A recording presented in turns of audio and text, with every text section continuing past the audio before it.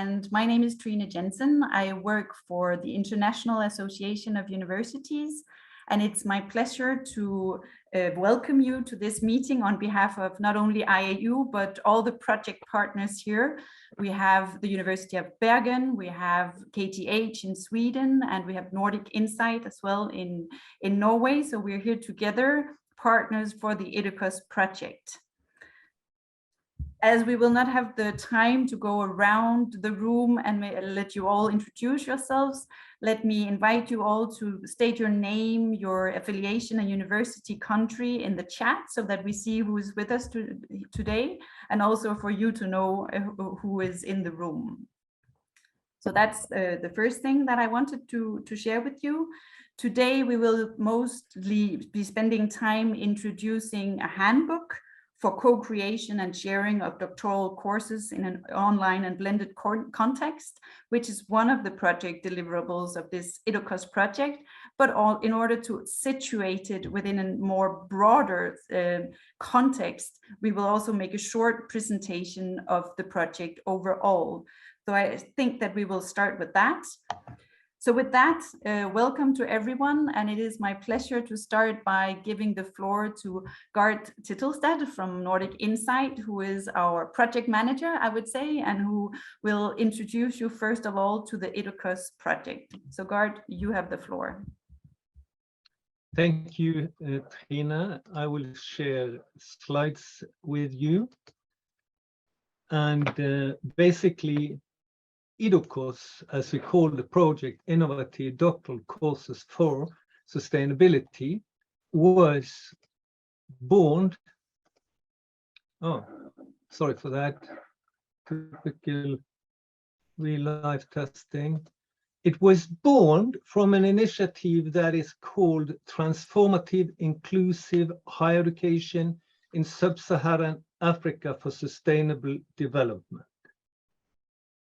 And the idea that we needed to work on co-creation and sharing came from the preparation for creating and sharing courses between North and South.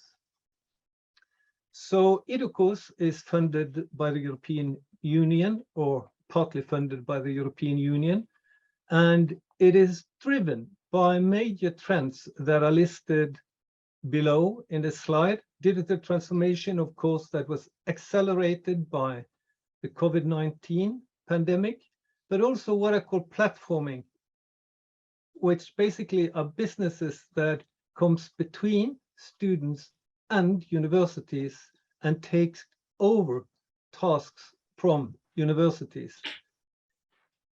Networking has been and is increasing.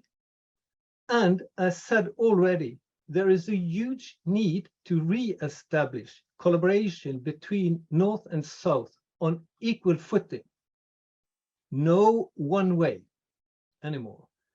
Now, and we experienced during the pandemic that many universities that turned digital, they turned also directly, they shifted just what they did on campus to online, which basically was a problem for many, many students. So we need quality online and blended learning, and not what we call remote learning. Then it's virtual exchange, which is a new, relatively new trend that is rapidly increasing, and of course, internationalization. These are driving forces behind IDOCOS. And IDOCOS will, as I will underline a little later, will deliver an open guide in co-creation of sharing courses online, which will be presented today. We will launch a demonstrator course on digital transformation, also co-created, and an open textbook on digital transformation. And all this will be made available to what we call a simple digital supported platform. So you all can do it if you want to do it. Now, the partners are already presented by Trine, so just to show you the beautiful logos. And below, our partners in Tihasa, and we hope we will have funded this project, which we will deliver our deliverables for. So IDOCOS aims to support and facilitate university staff and doctoral students across universities in different countries in co-creation and sharing, in adopting a scalable and robust methodology for co-creation and sharing, digitalized courses, and to provide access to shared courses and open learning materials for teaching and learning, and in using relevant tools, open when available for co-creation and sharing of open courses and learning materials, and in building competencies for digital transformation. That is what we are aiming for, and delivering what already presented at our 4 intellectual output or deliverables: the methodology, the handbook, the demonstration course in digital transformation, an updated open textbook on digital transformation, and deliver this doctoral course in digital transformation on a shared digital platform. And then in a simple digital supported platform, the demonstrator for the methodology, making all related materials available. So it is the first we now focus on. You might wonder, what is this so-called simple digital supported platform? Well, simply speaking, it is a website, a simple website. And there are many cases which already use this approach to co-create and share courses. And these cases, some of them are presented in the handbook. But what I will say is the core in this idea of the digital supported platform is on the left.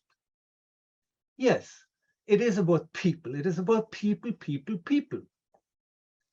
Now, so to achieve what we aim for, we need to set up collaboration on different levels with different talents at the collaborating universities, of course, between partners, but we need co-creation in implementing what we do in working group for digital transformation and the digital supported platform, and we need co-creation in the task force or task forces that create the courses.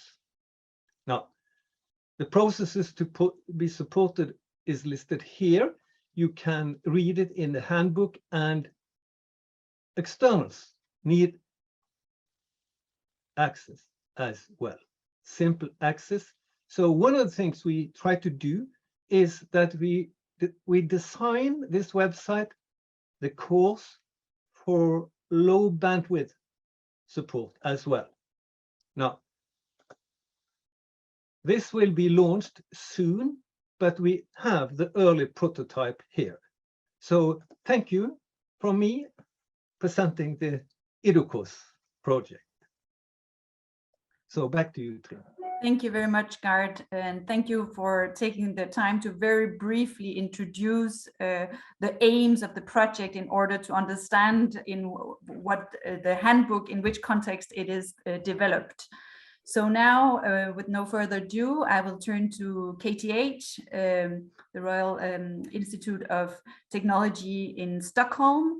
We have with us Johan Torbjørnsen and Elisabeth Keller, who will be presenting this deliverable, the handbook, explaining a bit more about what to expect from that one. And then we will be very interested in getting your feedback, your views and ideas as well. So Elisabeth and Johan, you have the floor. Thank you, Trine. Yes, I will be doing some of the talking, and then hopefully Johan can help as well. Good morning, everybody.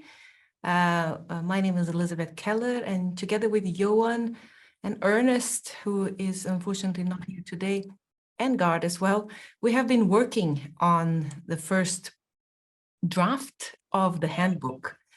So we're very proud of our first draft, because it has been hard work, as you can imagine. But we are working on it. So let me tell you a little, and I think hopefully we will have time to discuss a little more about what it is. Well, we thought maybe you would like to understand why are we writing the handbook. And yes, it's one of the tangible deliverables in the IDOCOS project that Gart has just presented, the first one. And we also think it is a very robust, but still straightforward handbook. And as Gart explained, the main focus is on co-creation and sharing of courses at an PhD level and in an international context. It is, or it will be as well, easily available and distributed. So we wish that many will have access to it and will also contribute. I will tell you a little more about it. It's filled with clicks and links, and we hope that the clicks and the links all work. So we need your feedback on that as well. If you see something that doesn't work, let us know. And of course, we would like to enhance the use of OERs. So that's why we are focusing on the handbook for this project. And then, well, what exactly is the handbook? Well, it has guidelines, so not extensive long text as a textbook. The idea is to really use it as a guide, so you can navigate when you are trying to co-create courses. It's filled with lists, key points and relevant references that we hope everybody will have use for. It has examples, some examples, not all perhaps, but some examples that we know are relevant in this context. And it has a checklist. So checklists have proven to be good and easy for people when they just want to make sure that they are on the right track. So the handbook is divided into 7 chapters. And you can see the titles of the chapters here, specifically from chapters 2 to 7. And after we have an extensive annex as well, with a glossary. So if I tell you about the focus, what do we want to focus on the handbook? As we have said a number of times here, it's co-creation and sharing. And the main focus is Europe. However, we do believe that the handbook can be used in a different context, with adaptations, of course, but we do hope that more people will be using it and will find it useful. Another focus that we have that is linked to our work in the IDOCOS project is the survey that Trine has sent to many of you, hopefully, and you know what the survey is about. So we have examples of what was answered in the survey in the handbook. So going back to my first point, the focus of the handbook, and as you can see here, this is something that we created within the project, and in this gray area here, you can see where the focus lies. Yes, it's Europe, and it's on the co-creation and sharing. And of course, if you would like to add more on the horizontal or even the vertical level, you will see that the level of complexity will increase. So you will need to consider your own context, that is. And as I mentioned, the second focus comes from the results that were received from the survey sent by IAU. So I think we can also look at a number of answers here. I'm not going to go into details. Johan or Trine, would you like to say something about this? Well, I can just very briefly say that what we saw in terms of the value of the added value of going for co-created and shared doctoral courses, it came out in the study that the respondents are seeing the potential of enhancing quality of sharing expertise, that it can also contribute to professional development. So we see that many of these highlighted aims is a way of contributing to the enhancement of the quality of education, which we believe is very important. I hear a noise. I don't know if it's a participant or it's on my side. Now I think it should be ready. So that was just very much in brief some of the main drivers behind the idea of co-creation and sharing, Elizabeth. Thank you, Trine. Okay, so we would like to tell you that the handbook is already available for download. And we are, as I said, we are very proud of our first baby here, the first draft. And we do hope you have access to it and is willing to help us. So as we have been focusing on co-creation and in this true co-creative spirit, we would appreciate your thoughts and how we can improve this work continuously. So I would like to stop here and thank you, and then open the floor for discussions. Trine, do you have anything you would like to add, or Gard? I don't know if Johan wants to come in and say anything as well. Johan, do you want to? Yes, I can just say something. Thank you, Elizabeth, for your presentation. I think the idea behind co-creation is really important this time on our planet. There is, I think, a very good reason to try to co-create, because if you do that, you will get a more intelligent group of organizations or people that can make better choices or higher quality, as we said before also, and a higher degree of availability for the students. So it's kind of a very simple idea, but when you start to co-create, it can be quite complex. And what we try to do in the handbook is to make a better, well-oriented direction for the work for those who want to go into this type of work with co-creation and sharing. And for us, it was quite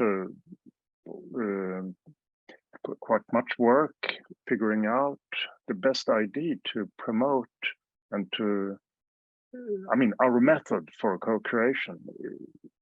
There are a lot of methods out there for how to create online courses, but our method is based on guidelines, as I said, and making people aware of the important questions within this domain.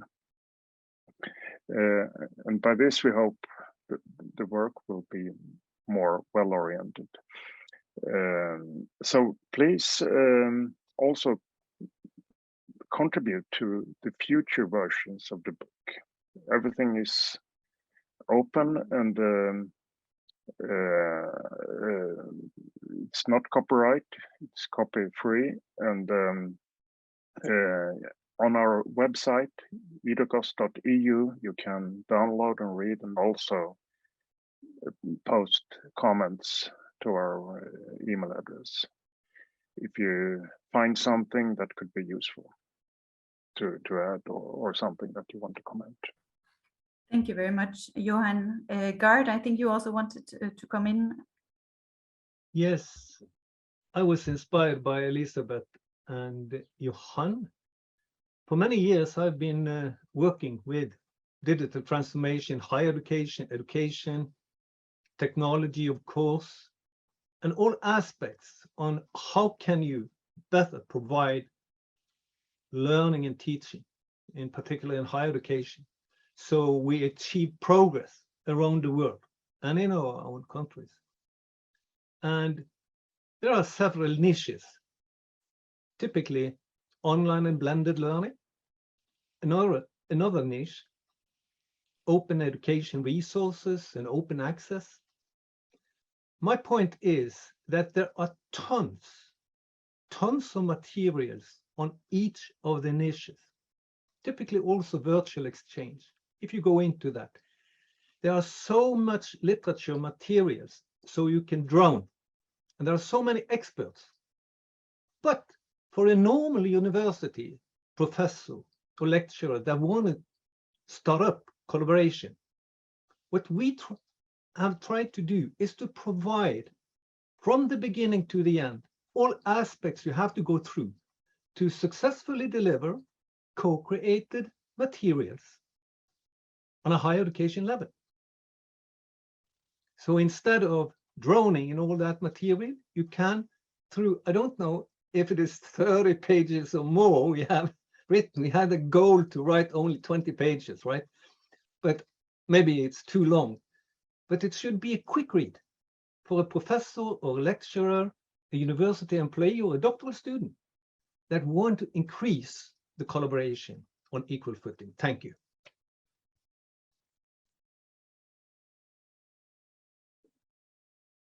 Thank you very much, Garrett, for the additional comments. And I think that now we will open the floor. I don't know if there are any questions from the audience, if you have comments, if you can relate to the idea of co-creation. Maybe you're already in the process of co-creation and sharing courses with other universities, and that you have experience you wish to share. In any case, the floor is open. Please indicate by raising your hand if you would wish to take the floor, or you can of course also pose questions in the chat.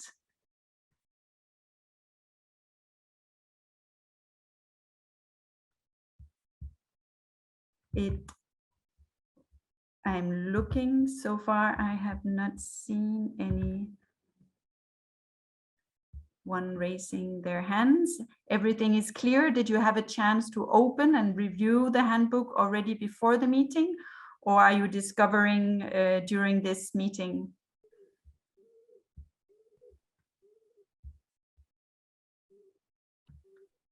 I see some expressing interest in cooperation, and I think that there will be different opportunities. Yes, here is someone wanting to take the floor. Please go ahead. I'm not. Yes, this is McKinney from Egerton University. Hello. Welcome. Are you able to hear me? I'm in a very low network area. I hear you, so please go ahead. Yeah, I'm saying I'm in a low network area. Thanks. So I wanted to ask, sorry, I've not been able to look at the handbook because of a couple of commitments here and there. I wanted to ask within the handbook, what is the extent of coverage of digital transformation agenda within it? Because we realize that we may have to collaborate electronically now with the other institutions when we do co-creation. Will these co-created courses be face-to-face courses, or are they also online courses? That's one. That's my question. Thank you. Thank you for the question. We are focusing on a blended as well as online context. That's part of the title of the handbook, but I will give the floor to Gard maybe first to elaborate a bit further, and then Elizabeth, if you want to also add to it.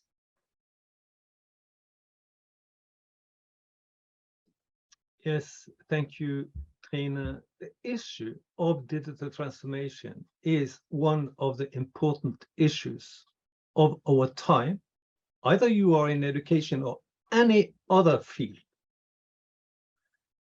Because of the needs of the earth, which all are recognized by the Sustainable Development Goals and what is call it the movement we have all taking part in for sustainable development, digital transformation is more important than ever, just to say that. So we could not cover all aspects of digital transformation in this short handbook. I don't remember, I think we write 2.5 pages on such an important area.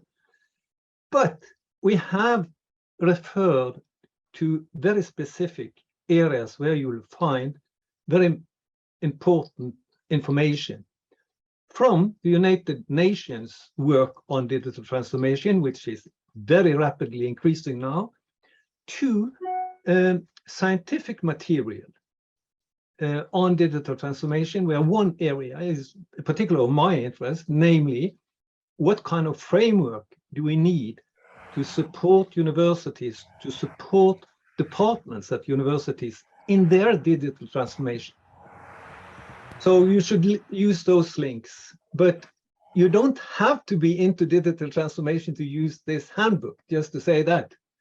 You can use the tips, the hints, the methodology, even if you have very, very simple digital means. And as Trine said, our approach is that we think that doctoral courses are best served in an online and blended environment. Thank you. Thank you very much, Gard.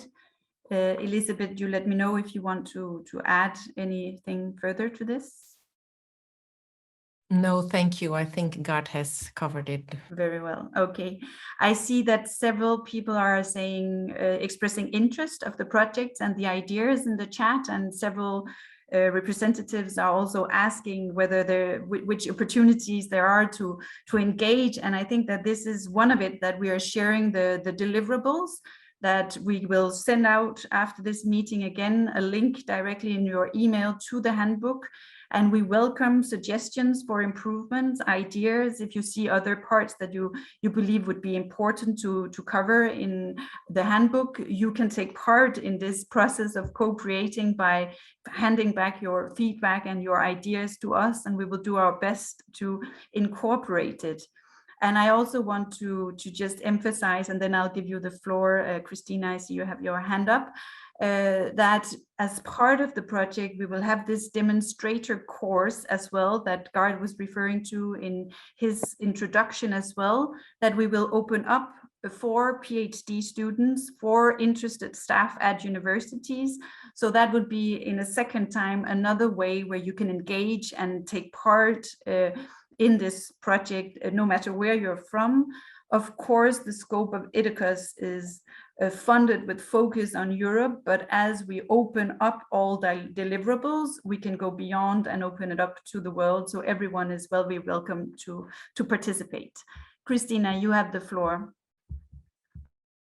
Thank you very much, Trine. I at first want really highly appreciate this, the purpose you brought in to co-create courses on sustainability regarding the incredible challenges we are facing all over the planet. Could you please give us a little bit insight into your vision? When the project is finished, what should be overall reached? Thank you very much. Thank you very much.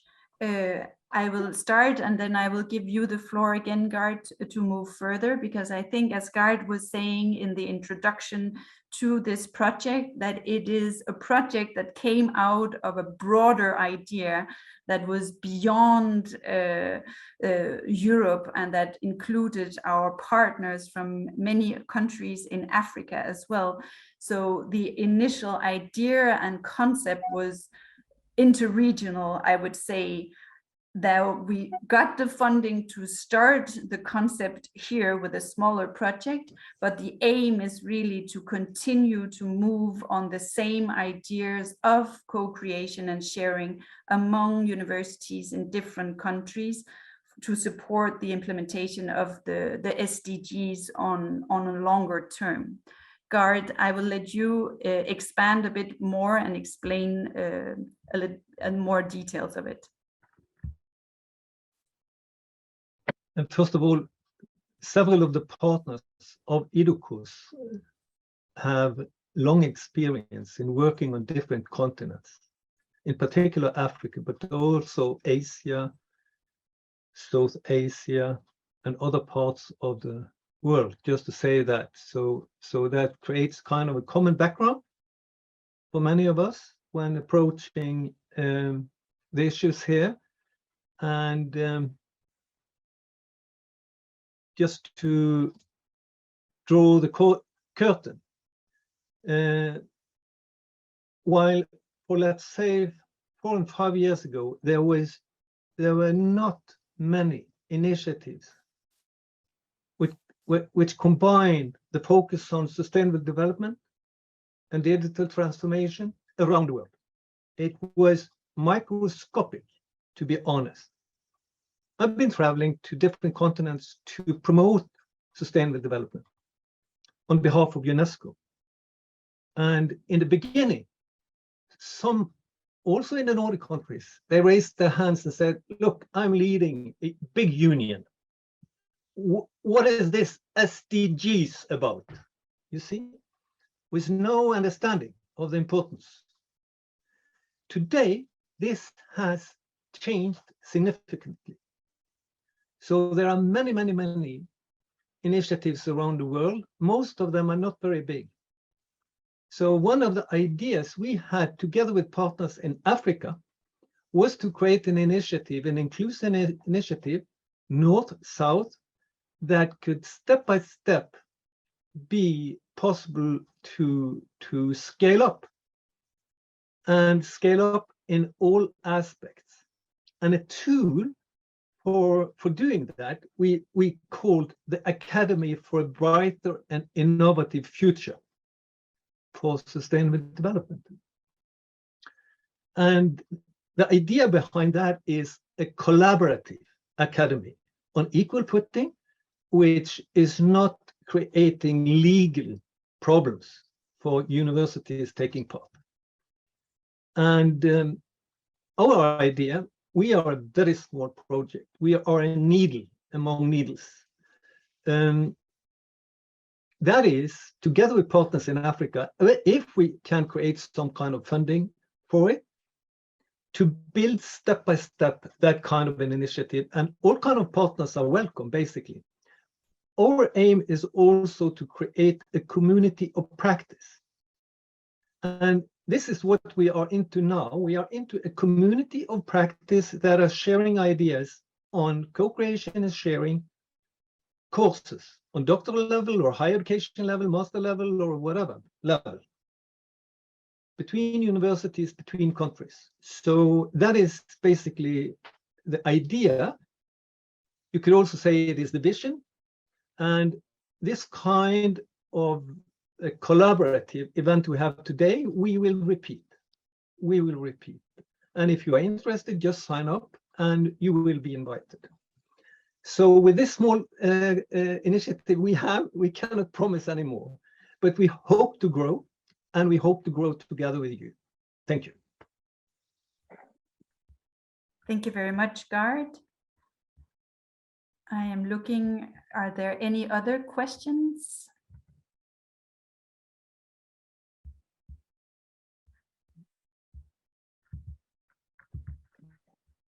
I don't see any. I hope that it means that the introductions have been clear, that you have gotten an idea of the scope and the vision of the project, that you see the purpose of the handbook as a supporter for universities. So if we don't have any more questions, I think that we will round it off. I think that we just want to, first of all, on behalf of IAU and the project partners, thank you for your time coming into this meeting. We will, as Gard was saying, follow up and send you the link to the deliverables. We will also keep your information for the community of practice, where we can create a space for sharing experiences as we go along. And then we will continue to keep you informed both on the idocos.eu website portal, the digital supporting platform that we have and that will continue to develop over time. And we will make sure to keep you informed. You see here on the screen the different project partners. So I don't know if any else of you want to take the floor and say some final remarks before we close the meeting. I don't see anyone. We look forward to hearing the feedback from the first draft of the handbook, and also that we learn from each other on how we can co-create courses. You should challenge Ture, the coordinator. Yes, Ture, you didn't get the floor yet. So you have it now. It was very relaxing to leave everything to you guys. No, I want to reiterate what Trina said, that we want to thank everyone for their time. We know how busy you are, everyone. But I think this thing with co-creation and sharing is something that we all struggle with. And we are lucky to have the partners that we have in this project with KTH and Johan and Elizabeth from